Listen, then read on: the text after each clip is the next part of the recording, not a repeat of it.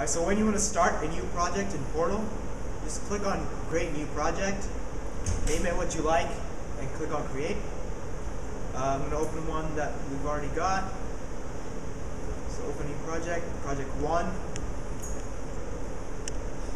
The first thing you want to do when you create your project is add your device. Because you don't have a physical device, we're going to add one that you can simulate. You go down to Configure a device and add a new device. We're going to be adding the S7-400. It's a CPU, and we're going to be adding the 414-3 PN/DP. Let's add the second one. You scroll down and click on Add.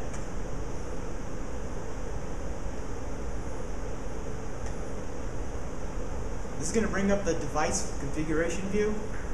You can see your PLC right here. So the next thing you want to add is a digital input and digital output modules. For input, you go to the DI folder on the right under the hardware catalog tab. Let's add DI32 24 volts DC. Just double click on that and it adds the input module. For output modules, DO,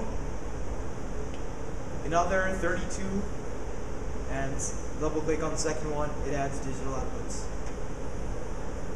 Now to power these modules, you're going to need a power supply. Let's go with a standard power supply with 4 amps. This is a PS405-4A. Now you've added with these four components, you can now simulate your PLC and your program.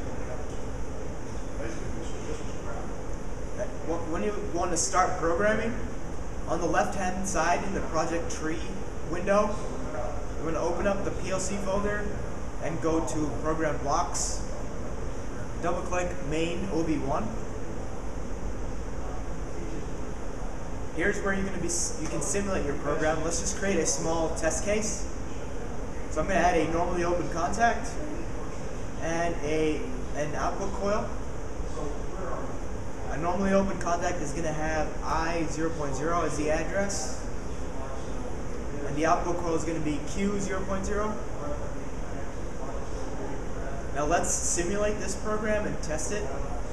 So you click on PLC, and up on the top you're going to see a Start Simulation button. Click on that. It's going to bring up the simulation window. But before you can do that, you need to connect your program to the simulated PLC. Now if you click on the drop-down menu, choose PN,